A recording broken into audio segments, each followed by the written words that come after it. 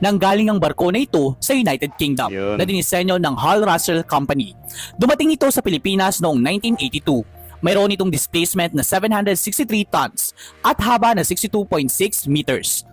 Ang presyo nito ay pumalo ng 20 million US dollars. Kagi, 20 million US dollars? Ito lang isa? So kung 20 million, ang 1 million is 50 million. 300, 400, 500 million. 1 billion pesos? So, kumusta mga kanoysi? Welcome back sa ating YouTube channel. So, yun, since alam naman natin na kung gaano nakagulo yung China-Philippines ngayon, ano? Syempre, we need help. We need backup. So, ngayong araw ay mula kay Echo. Meron itong pamagat na, wow, armas ng Pilipinas na galing sa United Kingdom. So, curious ako dito, men, kasi ang angas ng title at ng thumbnail niya. Tapos, yun nga, ito nga yung pinakagusto natin, ano, ang madagdagan yung pandigma natin. So, panonoorin natin ito. Again, mula kay Echo, supportahan nyo yan. Original video link in the description box below. Tapos, syempre, kung type nyo ng mga ganitong reaction video, may kasama kayo manood, huwag nyo na rin kalimutan supportahan yung YouTube channel natin, Filipino SC. So, di na natin ito patatagalin pa. Baka agawin pa ng China. Again, ang video ito ay merong pamagat na, wow, armas ng Pilipinas na galing sa United Kingdom. Kaalaman, Echo, like, comment, share, subscribe, start.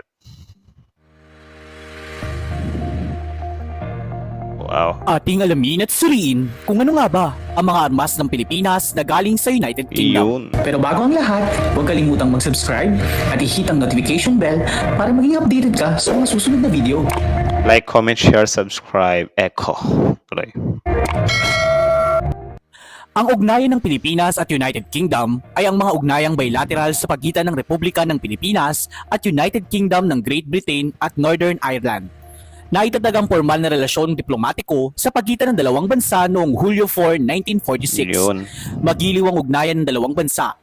Itinatag ang Grabe, no? From 1946 pa at walang palya yun. Ganon makipagkaibigan ng Pilipinas, men. Kaya iwan ko na lang sa China. Sad sila, wala silang kaibigan.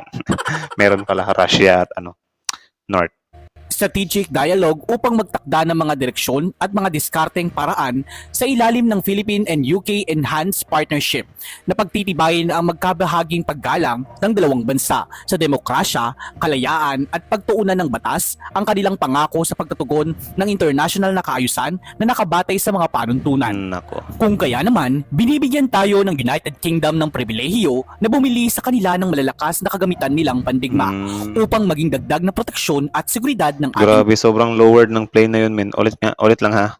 Parang lowered eh. Kung kaya naman, binibigyan tayo Lowered. ng United Kingdom ng pribilehiyo na bumili sa kanila ng malalakas na kagamitan nilang Angas, kita nyo yan, men. Lowered. pandigma upang maging dagdag na proteksyon at seguridad ng ating bansa. Sa video na ito, ating tatalakayin ang mga armas ng Pilipinas na galing sa United Kingdom. Yun. Number 4. Excited na ba kayo? Eto na yun, guys. So, sana malaking tulong sa atin to, So, from UK. Salamat, UK. Tuloy. Projector Infantry Anti-Tank. Ang Projector Infantry Anti-Tank or PAAT ay isang British man portable na anti-tank weapon na binuo noong ikalawang digmaang pandaigdig. Ang PIAT ay disenyo noong 1942 bilang tugon sa pangangailangan ng British Army para sa isang mas epektibong infantry anti-tank weapon at pumasok sa serbisyo noong 1943. Ang PIAT ay batay sa Spogon Martron system na naglunsad ng 2.5 pounds 1.1 kg na bomba gamit ang isang malakas na spring at isang cartridge na Ang laking bomba nun, men. Kapag katatamaan ka talaga dyan, goodbye na. Parang karne ka dyan. Pira-piraso ka talaga. bugtot ng projectile. Ito ay nagtataglay ng isang epektibong hanay na humantong sa kumulang na 115 yarda or 110 meters sa isang direktang papel ng anti-tank sa sunog ng 350 yarda or 320 meters. Wait lang, paano ba siya naging anti-tank, men? Ano bang ibig sabihin na pagka-anti-tank niya? Hindi niya kayang gibain yung tank or kaya niyang gibain yung tank? O, kaya niya. Kaya niya, di ba? Correct me if I'm wrong, na guguluhan kasi ako na mental block pala. Sa isang hindi direktang papel ng pagsira ng bahay.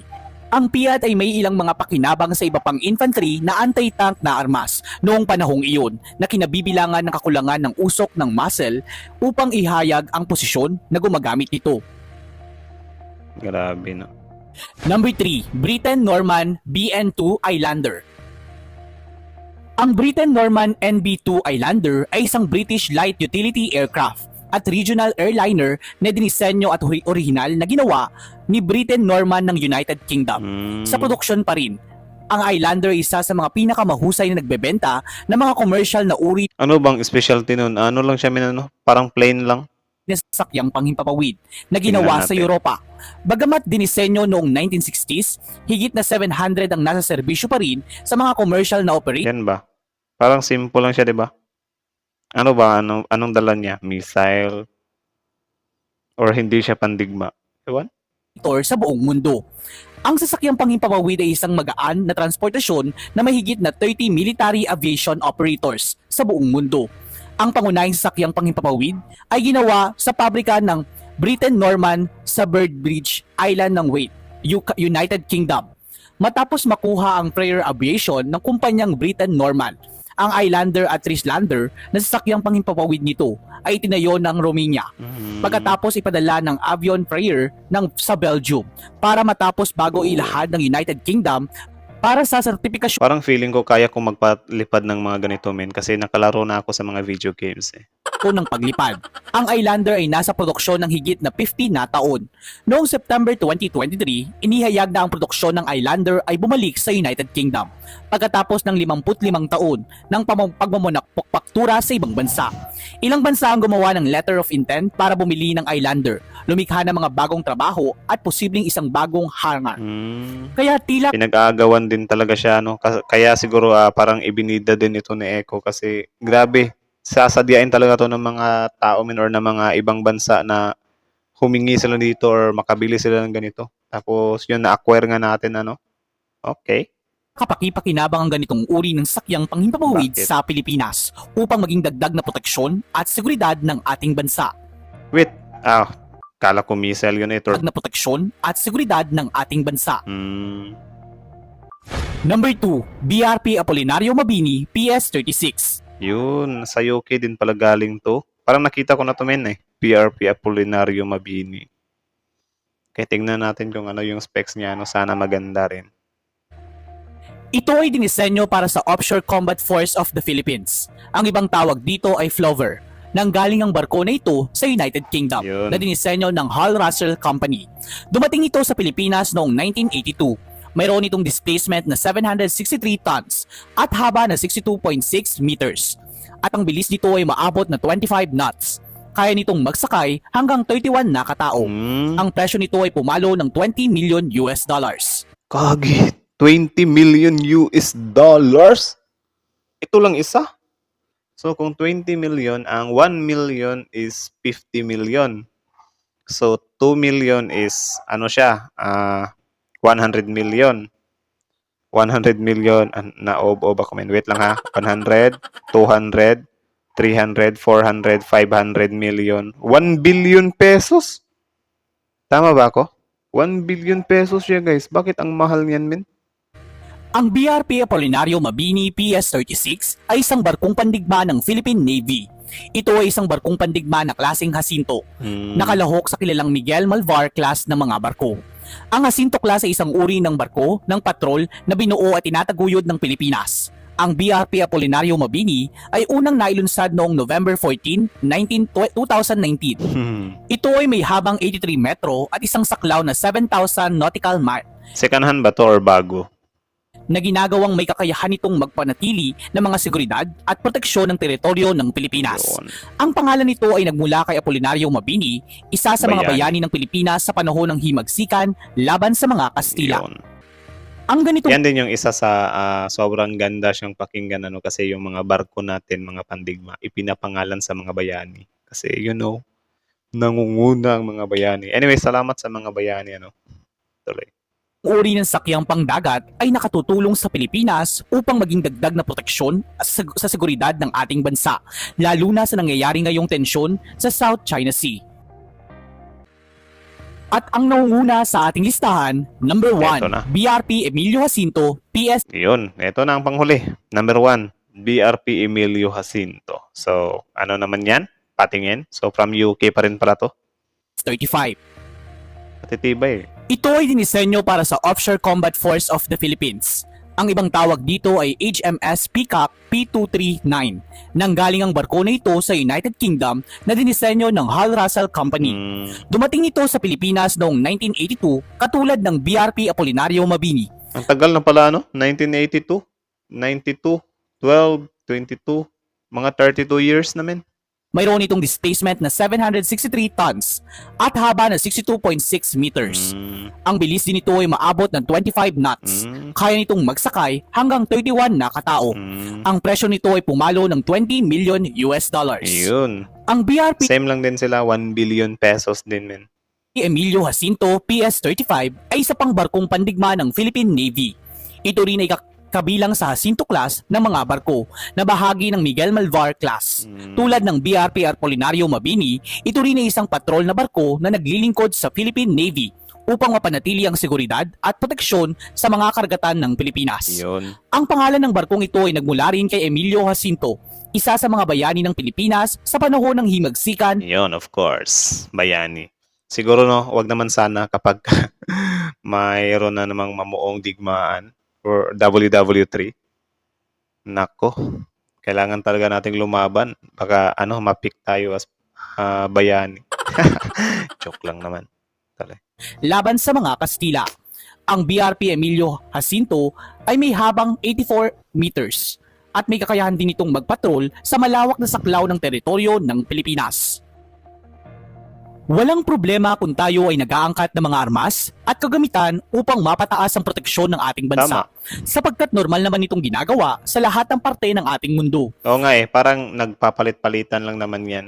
Kasi meron din talaga tayong mga gamit or mga depensa na parang naka-specialize lang sa bansang yan ba. Kaya nga tayo, nag-wish din tayo na yung mga Filipino scientist natin ay makabuo din ng mga classic na mga pandigma ba na tatangkilikin din ng ibang bansa. Para naman magkaroon din tayo ng pera na pambili din, di ba? Parang exchange lang ba? Kaso yun nga lang, wala na nga tayo pera, wala pa tayo invention na mga super lakas talaga. Di lugi. Wala, napag-iiwanan din talaga tayo. Pero malay natin soon, basta maayos lang to sa paghawak ng gobyerno natin, makaka din tayo. Pero sana nga hindi pa huli ang lahat kasi yung China nga dyan sa WPS ng aning na tuloy. Ngunit lagi sana nating iisipin ang kapakanan ng mga bawat mamamayan na sasakupan ng ating bansa. Tama. Naway matuldukan na ang mga alitan at awayan sa iba't ibang parte ng ating mundo. Sobrang At labo. hindi na maipit pa ang walang kamuwang-muwang na sibilyan. Tama. Ito sana ay gamitin sa seguridad ng bansa, huwag sa digmaan at gyera. At ilan lamang yan sa mga impormasyon patungkol sa mga armas ng Pilipinas na galing sa United Kingdom. Kung nagustuhan mo ang video na ito, mag-share, like, comment ka na rin sa ibaba. Yun. Mula kay Echo guys, original video link nasa description box below. Supportahan nyo si Echo. Updated siya sa mga ganito mga pandigma ng bansang Pilipinas, which is yun yung pinakaano natin. Actually, may mga nag-comment dito na, uy, wag niyong i-publish, baka makita ng kalaban. Wala na guys, huli na ang lahat. Alam na ng kalaban to kasi yung mga na-acquire ng gobyerno, pinapublish din naman natin yan para makita din ng mga kapwa Pilipino na nagamit nga ng maayos yung pera. Yan nga din yung ginagawa ng ibang bansa, di ba? Binabandera din nila yung mga depensa nila or mga pandigma nila. Kasi syempre, dagdag banta na rin yan sa kanila. Though, iisipin natin na baka kasi mabasa nila tayo or nila tayo ma-counter. Wala na. Kahit anong gawin natin, maka-counter talaga tayo ng China.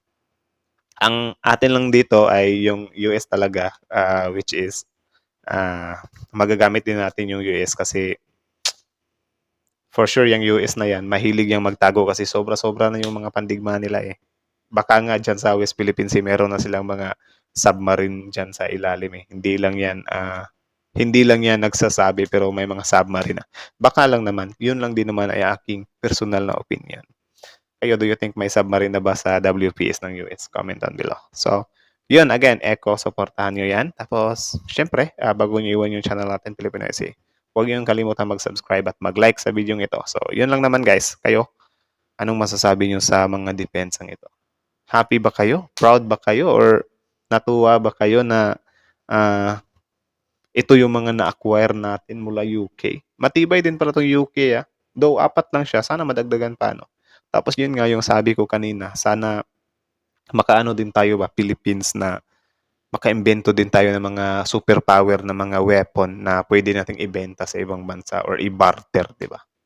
So yun lang naman, wala namang imposible dyan kasi yung utak ng tao ay ano naman, malawak. So pagdasal na lang din natin. Tapos yun nga sa WW3 ay pagdasal na rin natin kahit na eng-eng ng China dyan sa WPS. Magdasal na lang tayo na walang mangyaring gulo. So, yon. Hanggang dito na lang. Filipino SE. Like, comment, share, subscribe. Filipino SE is up.